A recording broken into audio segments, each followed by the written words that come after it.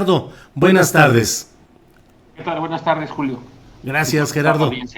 Gracias, muy amable. Gerardo, pues la verdad es que el debate que se ha dado, la polémica respecto a esta aprobación senatorial de reformas en materia legal del Banco de México, pues está generando mucha discusión, pero está ahí claro, la propuesta es, o la discusión está en si esto afecta a la autonomía del Banco de México por un lado, y por otro si se presta al lavado de dinero por los dólares.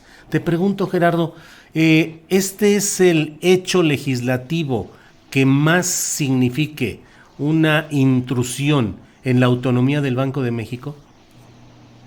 Bueno, posiblemente en los casi 26 años ya de autonomía del Banco de México es posiblemente el acto que, en menos en mi opinión, está más cerca de vulnerar la autonomía del banco. En mi opinión es una vulneración porque el banco, como se sabe, está establecido en la Constitución Política de los Estados Unidos Mexicanos, es autónomo en su operación y en sus funciones y tendría que en ese sentido pues ser libre para determinar acciones como esta que se le está pretendiendo obligar a hacer. Se le obliga, de acuerdo a esta ley, a modificar su balance porque se nos obliga a adquirir activos que nosotros no necesariamente querríamos adquirir. Y en ese sentido es que es una violación a la autonomía. Esa es mi interpretación, es la interpretación de la Junta de Gobierno del banco y eso manifestamos en el comunicado que dimos a conocer hace un par de días. Pero bueno, entiendo que eso pueda ser sujeto de interpretación. En última instancia eso se puede dirimir en algún otro lado.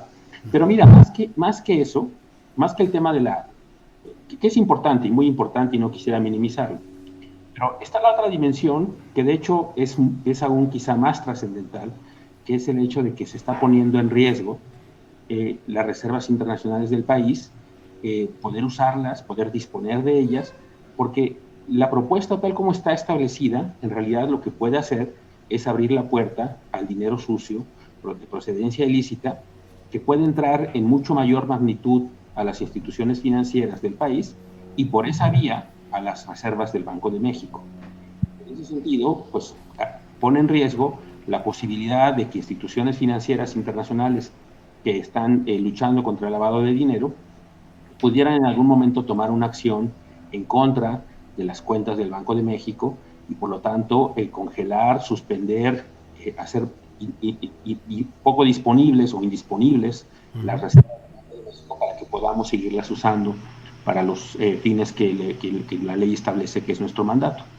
Gerardo Esquivel, para tratar de aterrizar un poco esta idea, déjame ver si en este ejemplo queda expresado lo que tú nos planteas. Es decir, se correría el riesgo de que si el gobierno de Estados Unidos, por citar un caso, considerara que se estuvo lavando dinero y que ingresó al flujo del Banco de México determinada cantidad de dólares procedentes de actos ilícitos, podría determinarse que México no pudiera mover sus reservas internacionales ni disponer de ese dinero. ¿Así sería? Así es, así es. Imagina que una empresa, digamos, podemos definir como Pollos Hermanos, por poner un ejemplo, de una serie famosa, ¿no? Le empieza a vender divisas a un banco, pues ese banco es responsable de estarle comprando frecuente y de manera seguida a una institución que puede estarse dedicando a una actividad ilícita. Pero si ese banco privado en algún momento ya le empieza a transferir estas divisas al Banco Central, pues el Banco Central, es decir, el Banco de México, adquiere el riesgo que está implícito en esas divisas. Y por lo tanto, una autoridad internacional pudiera decir que estamos siendo parte de toda una cadena de lavado de dinero. Y esa es la preocupación central. Esto trasciende, insisto, es mucho más importante que la discusión sobre la autonomía, que es muy importante en sí, pero esto es un tema de la seguridad del país, de los recursos de los mexicanos, de los recursos que son propiedad de la nación. Estamos hablando que el banco resguarda más de 194 mil millones de dólares en reservas. Cuando entra dinero sucio a una institución, las autoridades internacionales no necesariamente se fijan nada más en lo que entró, que es sospechoso. Ellos empiezan, como ocurre en otros casos, en otras investigaciones, se toman decisiones sobre la posesión de los activos de las instituciones responsables. Así es que en este caso, se corre el riesgo de que todas las reservas puedan estar en un momento en estas circunstancias. Gerardo, tú formas parte de de una corriente que ha llegado al gobierno, una corriente de izquierda, deliberada o sin deliberar, pero formas parte de esta corriente. ¿Qué habrá impulsado a Morena, el partido con el que tú tienes una referencia ideológica? Así lo entiendo, pues. ¿Qué impulsa a Morena a proponer este tipo de hechos tan preocupantes? Mira, yo primero quisiera un poco desligarlo del tema partidista, porque la propuesta, como se sabe, fue votada por una coalición o por un grupo de senadores de distintos partidos. La iniciativa pudo provenir de un partido, pero al final la iniciativa fue apoyada por distintos partidos en la Cámara de Senadores. Entonces, no quisiera darle un poco el cariz partidista. Yo, y tampoco tiene que ver un poco con, me parece que con filias y fobias. Es un tema, me parece, de una medida que puede estar bien intencionada, que puede tratar de atender una problemática, que es la problemática de pues, muchos migrantes que posiblemente se les dificulta de repente comercializar sus divisas que traen cuando vienen de visita al país. Esa es la problemática y se pretende una solución que, primero, no resuelve el problema de fondo y, segundo, genera un riesgo adicional innecesario. Nosotros, en nuestras comunicaciones con la Comisión de Hacienda del Senado, les planteamos alternativas, les planteamos formas en las que el banco podría coadyuvar a que se resuelva el problema de fondo sin que necesariamente se ponga en riesgo a las reservas internacionales y tampoco se vulnere la autonomía de la institución. Desafortunadamente estos comentarios que hicimos llegar no fueron atendidos y pues ahora lo que estamos haciendo es públicos nuestros posicionamientos. Hicimos públicos los documentos que le hicimos llegar a la Comisión de Hacienda para que se sepan cuáles son los argumentos que hemos estado utilizando en esta discusión. Gerardo, pero es muy poca, es decir, en términos porcentuales es muy poco el volumen que implican esas remesas en efectivo de mexicanos de Estados Unidos a México. ¿Así es? Sí, no, por eso es que no, tampoco es que sea esa, me parece, aunque esa ha sido la justificación, tampoco me parece que esa sea la razón que deba dar lugar a una reforma de esta naturaleza. Las cifras ya las hemos mencionado, pero las puedo repetir sin ningún problema. De enero a septiembre de este año se recibieron $30,000 millones de reservas, un récord histórico. De esas $30,000 millones en remesas, 201 millones de dólares se recibieron por la vía de efectivo. Es decir, es una fracción menos de 1% de todas las remesas que llegan en efectivo. La banca mexicana, las instituciones financieras mexicanas captaron en ese mismo lapso 4,700 millones de dólares en efectivo. Es decir, no es que capten solamente de las remesas, captan dinero de muchas otras fuentes. Y la gran mayoría no son las remesas. Entonces el tema no son las remesas, eso es importante entenderlo. Las instituciones financieras captan recursos pues, de turistas internacionales, de turistas mexicanos que vienen del extranjero, les sobran dólares, los quieren vender en las casas de cambio, y también de gente que tiene divisas por alguna razón desconocida. El origen puede ser lícito o ilícito. Y en ese sentido, estas instituciones financieras pueden, una vez que los reciben, regresarlos al mercado vendiendo a gente que quiere divisas para ir de vacaciones, por ejemplo, o pueden regresarlos a Estados Unidos con acuerdos con contrapartes internacionales que se llaman corresponsalías, que son instituciones financieras con las cuales han mantenido acuerdos que les garantizan a esas instituciones que las reciben que las instituciones mexicanas hicieron todo un proceso para certificar que los recursos sean lícitos. De los 4,700 millones de dólares que recibieron en efectivo las instituciones financieras mexicanas, regresaron a Estados Unidos 3,900 millones. 700 millones los lograron colocar de nuevo en el mercado doméstico. Se quedaron solo con 100 millones de dólares. Eso quiere decir que eso es de lo que estamos hablando, de una magnitud muy pequeña comparado con las cifras gigantescas que estamos hablando. Dos, las instituciones financieras mexicanas sí pueden regresar el dinero a Estados Unidos siempre y cuando cumplan con ciertos requisitos. Hay instituciones financieras en México que desafortunadamente, por distintas razones, no tienen contrapartes en Estados Unidos y no pueden regresar las divisas que reciben.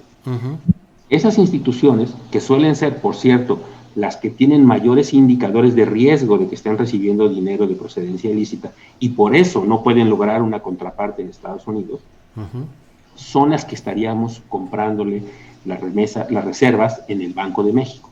Por eso es que nos preocupa, justamente porque nos quieren obligar a comprar las divisas de más alto riesgo.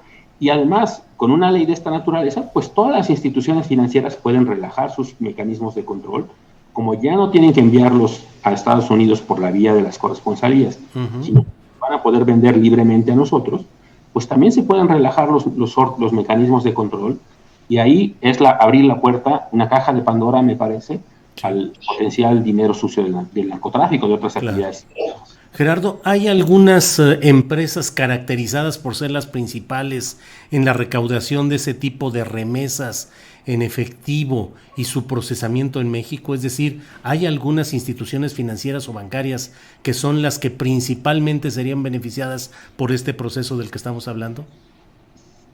Sí, eso es como está hasta ahorita, pero pienso que los que más se beneficiarían son las instituciones que hoy en día no reciben tantas remesas, justamente, porque como no se pueden deshacer de ellos y no tienen contrapartes en Estados Unidos, saben que es muy riesgoso para ellos tomar estas divisas.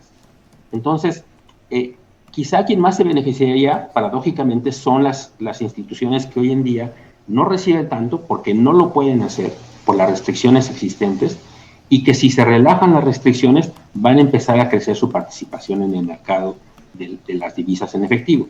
Entonces, digamos, no es obvio en ese sentido si le va a beneficiar más a los que hoy en día son los que reciben más, o a aquellas que no reciben más, simplemente porque saben que no pueden deshacerse de ellas, y que con una modificación en la ley su participación en el mercado va a empezar a crecer. Banco Azteca tiene corresponsalía con bancos extranjeros. Tiene acuerdos con algunas instituciones, pero es de las que efectivamente tiene menos acuerdos de esta naturaleza y de las que transfiere menos. Pero justo, digamos, es un tema de las instituciones en general, de algunas instituciones pequeñas, algunas no tan pequeñas, que tienen este problema de que no logran conseguir una contraparte en el exterior. Nosotros lo que propusimos fue un mecanismo que ayudara a que hubiera más corresponsalías y que en ese sentido, pero claro, eso implica una corresponsabilidad de parte de las mexicanas que tienen que mejorar y fortalecer sus mecanismos de supervisión. Gerardo Esquivel, en la realidad concreta y en la realidad que hoy se vive, si se aprobara esta iniciativa de reformas ya en la Cámara de Diputados, ¿esto beneficiaría especialmente a Banco Azteca? Es posible que a Banco Azteca, es posible que a otras instituciones que, insisto, están en regiones del país donde pueden abundar los dólares en efectivo, pero creo que puede beneficiar a muchos. Pero el principal problema creo que no es a quién beneficia, sino a quién perjudica. Y a quien perjudica en este caso, insisto, es a todo el país, es a la nación, a todos los mexicanos, al poner en riesgo este tema. Es transferir un riesgo privado a una institución pública del Estado mexicano encargada de proteger y salvaguardar las divisas del país. Creo que es una decisión que es muy riesgosa, que debe reconsiderarse, y esperamos que la Cámara de Diputados tome en cuenta los argumentos que hemos planteado. Bien, Gerardo Esquivel, pues muchas gracias. Muy, muy grave todo esto, y yo me quedo con la misma pregunta: ¿por qué? O sea, ¿por qué generar este tipo de circunstancias para favorecer o ayudar a quién o a qué? Pues esa es la pregunta, y lo que nosotros más nos preocupa es a quién está perjudicando, y es a las instituciones mexicanas y al Estado mexicano mismo. Gerardo Esquivel, muchas gracias por habernos tomado esta llamada y ayudarnos a ir entendiendo este proceso, al cual le falta todavía la aprobación o el rechazo en la Cámara de Diputados. Gerardo, o modificación, que también lo pueden modificar. ¿Perdón? Esperemos que eso ocurra. Sí, muy bien. Gracias, Gerardo. Gracias a ti, Julio. Un saludo a toda la audiencia. Hasta luego.